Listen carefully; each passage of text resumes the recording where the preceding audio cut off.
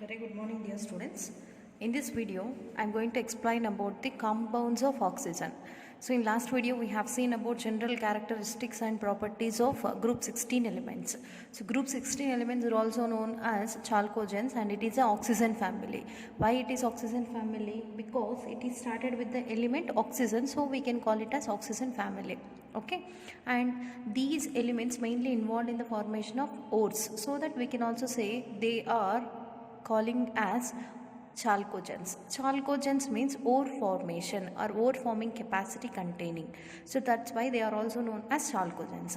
In this video, first I am going to explain about the first compound of oxygen. Okay, the element, first element in 16th group is oxygen. So that oxygen involved in different types of chemical reactions and can make different types of compounds of oxygen. In that, the most important type of compound of oxygen is dioxygen. So dioxygen, the name itself, di indicates two oxygen atoms. Okay, so when two oxygen atoms combine together, it can form a compound which is known as dioxygen. Okay, so this dioxygen, we can see this dioxygen applications in different ways. For example, it is very important for the respiration process for the human beings, okay, and living organisms. That means it plays an important role in the photosynthesis. Okay, so as well as that means it released by the photosynthesis by absorbing CO2. So that means whenever the plants absorbs carbon dioxide, so they can prepare food and releases oxygen. Whatever the plant release that oxygen, that we can use for the respiration process. Okay, in the same manner, oxygen cylinders can also be used in the hospitals. Okay, so there also it is filled by the oxygen, that is dioxygen. Like that, many applications are there by this dioxygen, so that we need to know how to prepare dioxygen and what are the properties of dioxygen. So first, in the laboratory, generally oxygen is available in the nature. Okay, that means gas, air, whatever is surrounded by us is containing oxygen. If you want to prepare this oxygen in the laboratory, we can also prepare by using three important methods. The first one is by using KClO3. Okay, so this KClO3, whenever undergo decomposition in presence of KMnO4 solution, okay, immediately KCl is released. 2 moles of KCl is released, and 2O3 is there, that converted into 3 moles of O2. That means here KCl as well as oxygen both are balanced. Okay, so whenever KClO3 is heated in presence of KMnO4, it converted into KCl and releases oxygen gas. So this is the first method to prepare oxygen, dioxygen in the laboratory. And the next method is that by using metallic oxides. Whenever metallic oxides undergo thermal decomposition, okay, metallic oxides on thermal decomposition can be converted into oxygen. For example, silver oxide. Silver is a metal. So silver oxide, when undergo thermal decomposition, so this silver gets separated as in the form of 4Ag, and two oxygens together eliminates as O2. Okay, next 2HgO, mercuric oxide. So it can also be undergo decomposition, converts into 2Hg plus O2. Again oxygen is released. In the same manner, lead oxide, okay, Pb3O4. So lead oxide can also undergo decomposition. 2Pb converts, takes oxygen, converts into 6PbO. Now lead is converted into lead oxide, and whatever the remaining oxygens are there, totally how many oxygens are there? 2 4s are 8.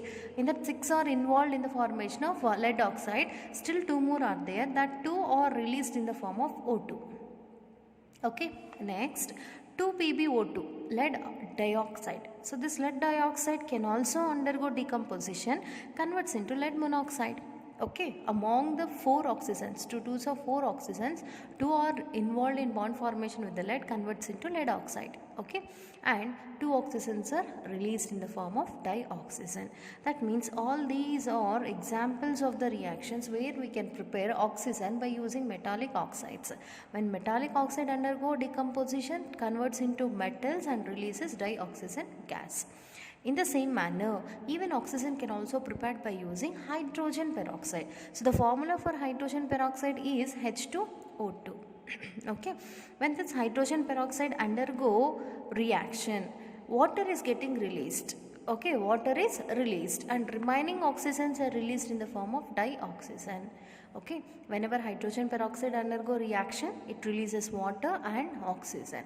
So that is about the three preparation methods to synthesize oxygen, dioxygen in the laboratory. Okay, by using any one of the method, we can easily prepare this dioxygen in the laboratory. Now we'll see about the properties of dioxygen. So dioxygen physical properties, we can say it is not having any color. That's why we don't see. Though the oxygen is surrounded by us, we don't see because it is colorless and odorless and even tasteless. There is no taste, there is no color, and there is no odor for the oxygen. Okay, that is about the physical properties. If you see chemical properties, this oxygen can easily undergo reaction with metals like calcium. Whenever calcium react with oxygen, converts into calcium oxide. That means it can act as one of the oxidizing agent. When dioxide reacts with calcium, okay, it can be converted into CaO, that is calcium oxide. In the same manner, when aluminium reacts with oxygen, it converts into aluminium trioxide, that is Al2O3. Aluminiums are balanced, 2 2s are 4, and oxygens how many are there? 3 2s are 6, 2 3s are 6. So calcium can be converted into calcium oxide, aluminium can be converted into aluminium trioxide. In the same manner, even phosphorus can also react with oxygen. Phosphorus can also react with oxygen. When phosphorus reacts with oxygen, it converts into phosphoric acid, that is phosphorus oxide, that is P4O10. Phosphorus pentoxide can be prepared by using this phosphorus when undergo reaction with oxidation with the dioxygen. So 5 2s are 10 oxygens. Even here 10 oxygens are balanced. 4 phosphorus we have taken, that 4 phosphorus involved in the formation of phosphorus oxides. In the next reaction, even carbon can also react with oxygen, converts into carbon dioxide. And zinc sulfide, whenever undergo reaction with dioxygen, this is zinc sulfide. Okay, so which is one of the compound of sulfur. So when zinc sulfide react with oxygen, it can be oxidized into zinc oxide. That means your sulfur, whatever is there, that is replaced by 2 oxygen atoms, converts into 2ZnO. Still 4 oxygens are there, that 4 oxygens react with 2 sulfurs, converts into 2SO2. Even here 2 oxygens are balanced. Okay. In the same manner, when methane undergo reaction with oxygen, here 2 moles we have taken, 2 2s are 4. In that 2 oxygens reacts with carbon and releases CO2, and whatever 2 other oxygens are there that react with 4 hydrogens eliminates as H2O. All these reactions indicates that oxygen can oxidize different types of elements into their oxides. Okay, that means it is involved in oxidation reaction. So in the same manner, even in the presence of a catalyst, this oxygen can act as an oxidizing agent. That means even it is involved in catalytic oxidation. So when sulfur dioxide undergo oxidation in presence of a catalyst such as vanadium pentoxide, when sulfur dioxide undergo oxidation in presence of vanadium pentoxide, it converts into sulfur trioxide. Whenever HCl undergo oxidation in presence of cuprous chloride, it converts into dichlorine, that is Cl2 is released by releasing H2O. These are the chemical properties of dioxygen. How to prepare dioxygen and what are the chemical properties of dioxygen. Now we'll see about the another most important compound of oxygen. Next important compound of oxygen is oxides. In that we want to study about simple oxides. First we'll see what are oxides and what is meant by oxide.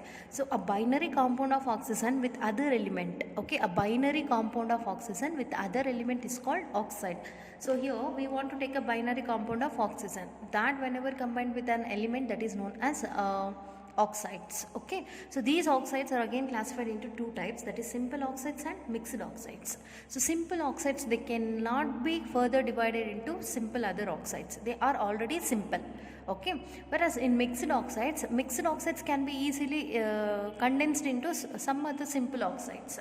Okay, so here 2 or more, in mixed oxides 2 or more simple oxides are present, but simple oxides cannot be further divided. That's why these are named as simple oxide and the other one is mixed oxide. So simple oxide example is MgO. magnesium oxide and aluminium trioxide. So these two cannot be further divided into few other types of oxides. Next, mixed oxides. In mixed oxides, whereas mixed oxides can be further divided into some other type of oxides. So mixed oxides example are Pb3O2.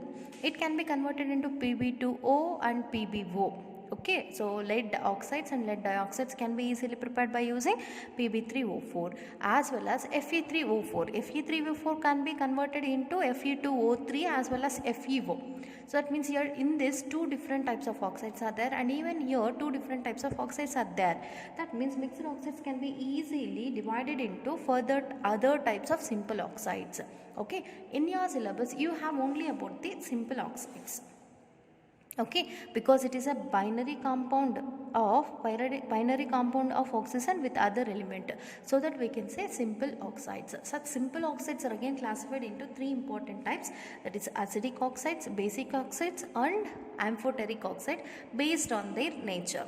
Okay, based on the nature of oxides, they are further classified into acidic oxides, basic oxides and amphoteric oxides. Okay, first we will see what is meant by acidic oxide. Whatever the oxide which can give acid when it dissolved in odd water is called acidic oxide. The oxide when dissolved in water, if it is ready to release an acid, that is known as acidic oxide. For example, here I have taken SO2, sulfur dioxide. So when the sulfur dioxide is dissolved in water, it can be converted into H2SO3, sulfurous acid, that is one of the acid. That means whenever this oxide dissolved in water, it releases acid, so that we can say it is an acidic oxide. Okay, next, basic oxide. If a oxide when dissolved in water, if it gives base, okay, if any oxide on dissolving in water it gives a base, then that type of oxide is known as basic oxide. So example, here I have taken calcium oxide. When calcium oxide undergo hydrolysis, it can be converted into calcium hydroxide. So this calcium hydroxide is one of the example of a base. Okay, that means this oxide on hydrolysis giving base, so that it is an example of basic oxide. And see the next one, amphoteric oxides. In this amphoteric oxides, so the oxides when dissolved in water in acidic solution or basic solution, if they are ready to give both acids and bases, then that is said to be amphoteric. Amphoteric means it should contain both the properties. It should give acid as well as base when it dissolved in water, then that is known as amphoteric oxide. Example, so Al2O3 when dissolved in HCl and water, okay, it converts into AlH2O taken 6 plus 3. So this is one of the acid. Okay, acidic in nature, so that's why it is giving acidic compound when it dissolved in water. In the same manner, the same oxide when it dissolved in water, even it ready to give a base. Okay, if any compound or any oxide can give both acids and bases when dissolved in water, then that type of oxides are known as amphoteric oxides. Okay, definition and example is very much important for 2 marks. Okay, so in your syllabus you have only about the simple oxides of oxygen. So only 3 types of simple oxides are there, that it is acidic oxides, basic oxide and amphoteric oxide. This is based on the type of compound given by the oxide when they dissolved in water. Okay, now we'll see about the third important compound of oxygen. The third important compound found by the oxygen is ozone. We know ozone. Ozone is one of the compound of oxygen with the molecular formula O3. Okay, its formula is O3. So this ozone layer is present in the atmosphere of air, okay, in the upper surface of the earth, and it protects us from the UV rays coming from the sun, because UV rays are very harmful. We cannot tolerate. Once it reaches directly to the human skin, it may causes damage of DNA. Sometimes even it leads to cancer. So that to protect us from the UV rays, it is covered, Earth's surface is covered by the ozone layer. Okay, now we want to know about that ozone. Ozone is also a compound of oxygen. Okay, so this ozone is said to be allotropic form of oxygen. It is an allotropic form of oxygen. It can be prepared by silent electrical discharge method. Okay, silent electrical discharge method is one of the method which is used to prepare ozone from oxygen.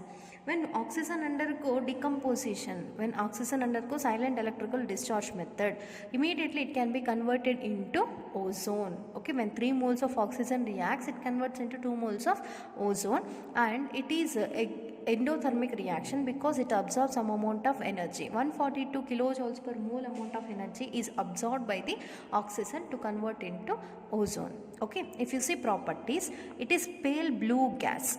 It is a pale blue color gas and dark blue in liquid. If it is appearing in liquid, that is in dark blue, and sometimes it is violet black solids. Even in solid state it can occur, but its color changes, that is violet black.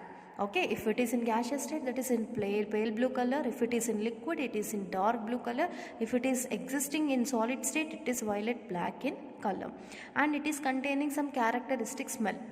Okay, so there is some characteristic smell for this ozone, and it becomes rises whenever the concentration of O3 is low. It is not poisonous. If concentration of ozone is less, it is not poisonous. Whenever its concentration rises above 100 parts per million, whenever the concentration of ozone rises above 100 parts per million, breathing becomes very uncomfortable. Okay, sometimes it results in the headache and nausea. Nausea means vomiting sensation. Whenever the concentration of ozone increases or rises above 100 parts per million, breathing becomes very uncomfortable and causes nausea as well as headache. That means only it is poisonous whenever its concentration rises, but at low concentrations it is not harmful to the human beings. Okay, and it can act as one of the oxidizing agent. Okay, so it can act as one of the oxidizing agent and oxidizes different types of elements into their oxides. So lead sulfide whenever undergo reaction with ozone. Okay, lead sulfide whenever undergo reaction with ozone, lead sulfide can be oxidized into lead sulfate. PbS is taken by the 4 oxygen, converts into PbSO4. So totally how many oxygens ozones are there? 4. 4 moles means 4 3s are 12 oxygens. In that 4 are utilized here and 8 oxygens are converted into 4O2. That means lead sulfide is oxidized into lead sulfate. In the same manner, iodides can be converted into iodine. Iodide can be oxidized into iodine. When iodides undergo reaction with water in presence of ozone, it converts into OH minus, and 2I minus are converted into I2 and releases oxygen gas. Okay, and even nitric oxide, which is released by the jet planes. Okay, nitric oxide which is released by the jet planes can also react with ozone, converts into NO2 and O2. So this reaction is leads to cause depletion of the ozone layer, because nitric oxide is released in the ozone layer by the jet planes. That nitric oxide will not be quiet. It can undergo reaction with ozone. Whenever it reacts with ozone, it can be converted into nitrogen dioxide, and ozone can be converted into oxygen. That's why depletion of ozone is taking place in ozone layer. Okay, and this ozone can exist in 2 resonating structures by delocalization of pi electrons with a lone pair of electrons. Okay, it can exist in 2 resonating structures. In the first resonating structure, between first and second oxygen double bond is there, and second and third oxygens are connected by a single bond. Whenever this lone pair of electrons move here and make a double bond, immediately this pi bond moves to the oxygen. Then it will be with the 3 lone pair of electrons and single bond can exist, and on this oxygen 2 lone pairs are present, third lone pair involved in the formation of a pi bond. So these 2 are the resonating structures of ozone, and the bond angle between any 2 oxygen atoms is said to be 170 degrees. Okay, this is about the last compound of oxygen. So totally 3 important compounds of oxygens are there, that is dioxygen, simple oxides and ozone. Among the 3, oxides are very much important.